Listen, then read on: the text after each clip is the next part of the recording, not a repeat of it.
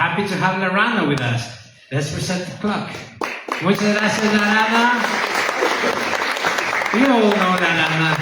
She was in a play too on ACT. She killed it. They told me I couldn't go, but she killed it. Thank you. For those that don't know, in English my name is LaRahna. In Spanish my name is LaRahna, and it is a joke that keeps giving. My mother did not speak Spanish, but she, I'm sure, would be delighted if she knew what my name really meant.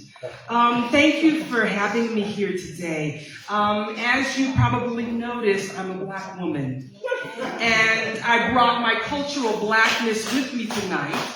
And I was raised in the Christian tradition, and if you were in black church, there'd be this thing called call and response. This is my history tidbit for the night. Amen. I would say a frame or sing a frame, and you would respond if you knew what the appropriate response was, and you always knew the appropriate response. So we're going to try that tonight. There's a song that's part of my childhood. And I'm going to start it. Let's see if you guys can practice your cultural blackness tonight. And if you have the appropriate response. This little light of mine. I wanna let it shine. You guys get membership. You guys get membership. As a child growing up, that song, many of the songs that we sang had hand motions. This little light of mine, I'm going to let it shine. And there were stanzas. There were many stanzas. Won't let Satan it out. I'm going to let it shine. Hide it under a bushel. And the kids would say, no, I'm going to let it shine. As I got older, and you know, you get to this chapter in life called retirement. My definition is I can do whatever I want to do. Isn't that why you two retire and are here in Cuenca, Ecuador? I have lots of time for reflection because retirement for me was about owning my life. 24 hours a day, 7 days a week. And in that time of reflection, I said, maybe those were lessons to live by. Maybe what was happening in that indoctrination was really giving us some tidbits of how to live.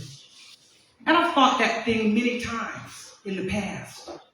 I have this little light. It's mine. And what am I supposed to do with it, church people?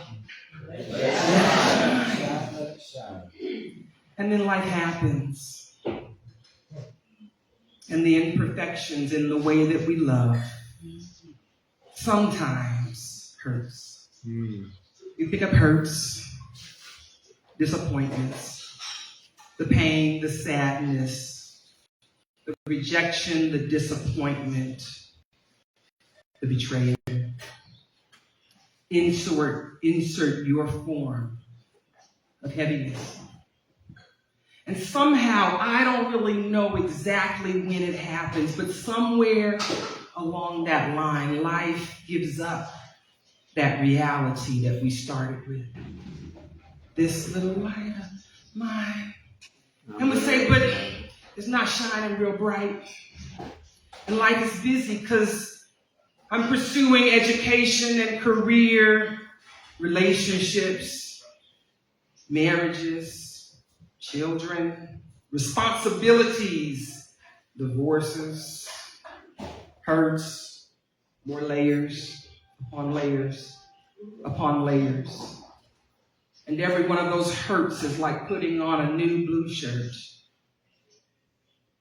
And before long, that light is a hope, but it's way, way, way out there. It's way far away. There's a light way out there at the end of this tunnel. And I was living that life.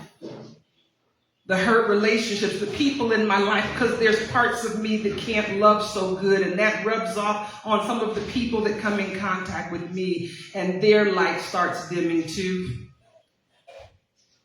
And the magic thing that happens is life. It's the blessings in the tragedy And I had the opportunity of going home and my firstborn and participating in this wonderful thing of matrimony. And during that time, I said to my dad, "You ain't looking so good, old man." Yeah, a few tests and, a little something going on. I don't really know. And by the time I reached home back then, it was in the Macon, Georgia area of the Deep South. My father was diagnosed the day after I returned, stage 4, terminal inoperable esophageal cancer. And he and I spent the next few months together, walking in my mind, learning how to walk the last few miles with someone and do that well, and that was not the truth. It was 12 days before he passed away that he and I had a conversation. And the conversation went something like, if you could wake up tomorrow and be doing what you feel called to do, the thing that gives you passion, the thing that sparks a fire in you that never goes out, what would that be? And I thought about it, and I gave a whole lot of logical explanations for why that wasn't even something I wanted to dream or think about. And he says, yeah, but what's the answer? And I thought real hard, and I thought real long as I sat there on the side of his bed with my head up against the bed. This was a man that knew he was dying. Didn't know when, but knew it was going to be soon. And as I settled into that thought, I began telling him this vision about community. And it was just kind of a bug in my spirit. Kind of like when you just pick up assignments in life and say, it's mine, just because I decided it was.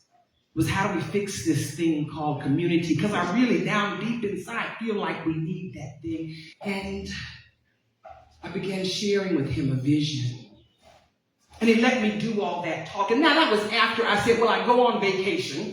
Yeah. When you got done with that, like, what would you be? And as I shared that story with him, he listened patiently. And then he asked me a question that would change the trajectory of my life. He says, why aren't you going to get up and do that tomorrow?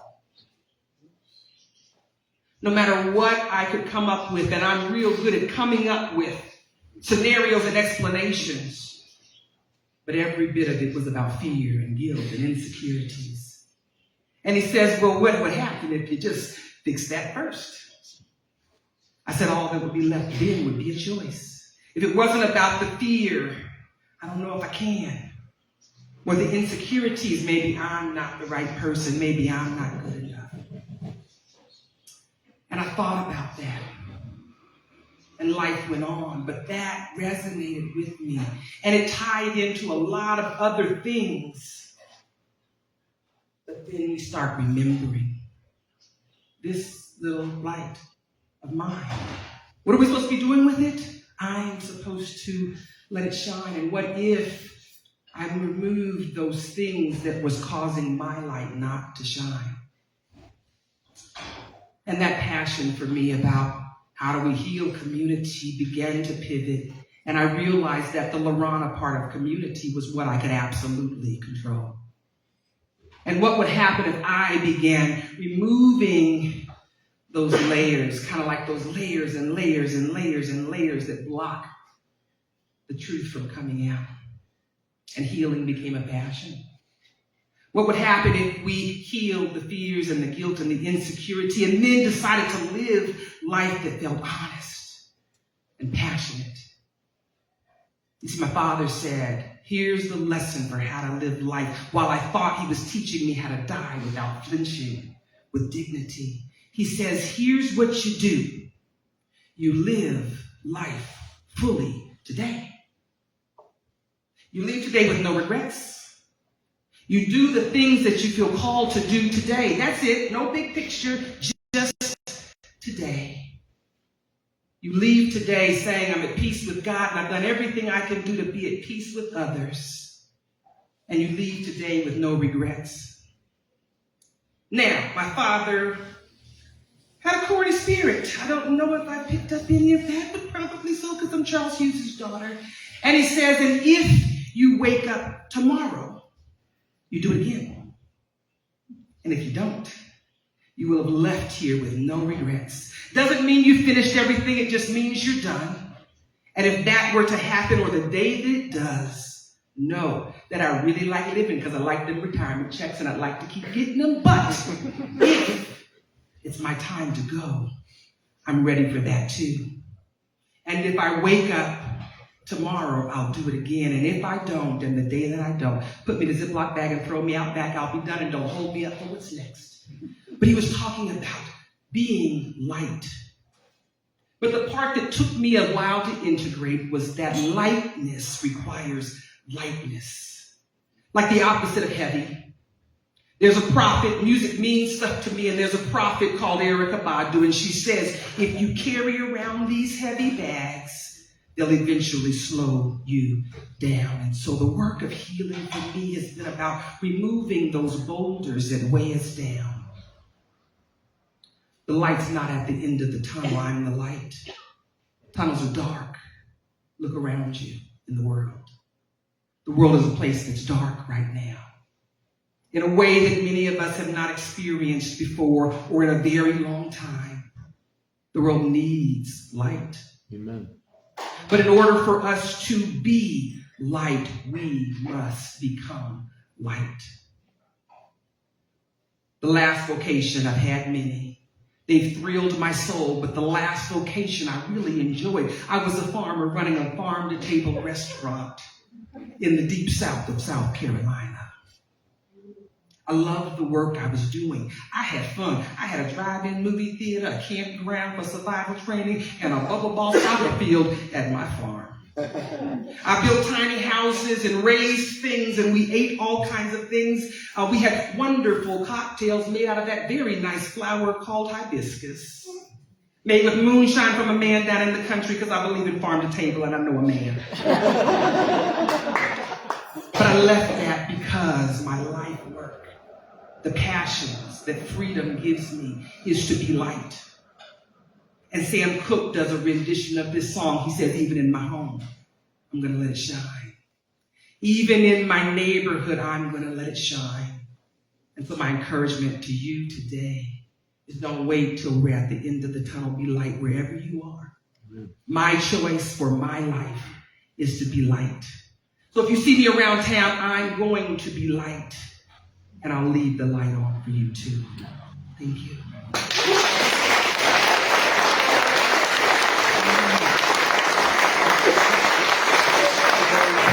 Thank you.